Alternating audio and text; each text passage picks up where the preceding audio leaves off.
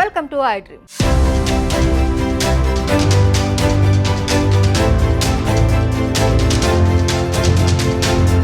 రేవంత్ రెడ్డి ఒకప్పుడు MLA, MP, ఆ తర్వాత తెలంగాణ పిసిసి అధ్యక్షుడు, ఇప్పుడు రాష్ట్ర సీఎం.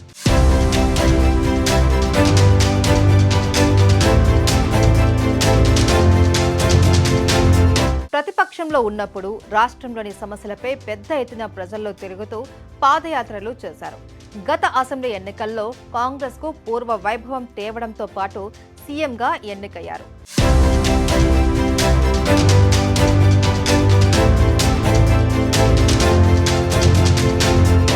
యాభై 4 వయసులో ఇప్పటికీ చాలా యంగ్ అండ్ ఎనర్జెటిక్ గా కనిపిస్తారు.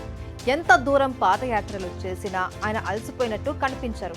ఇంతకీ ఆయన ఎనర్జీ సీక్రెట్ ఏంటి? ఆయన ఎలాంటి డైట్ ఫాలో అవుతారు? చూద్దాం.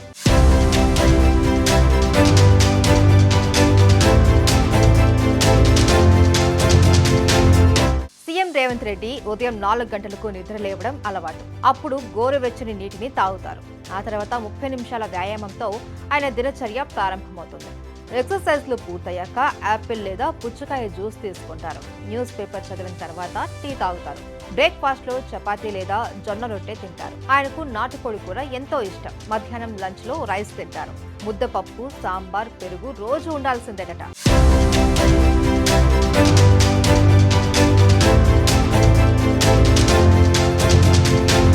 మటన్ బిర్యానీ అంటే సీఎం రేవంత్ రెడ్డికి చాలా ఇష్టం. మధ్యాహ్నం లంచ్ ఆలస్యమైతే డ్రై ఫ్రూట్స్ తింటారు. కాజు, బాదం, పిస్తా, ఖర్జూరం ఇష్టంగా తింటారు.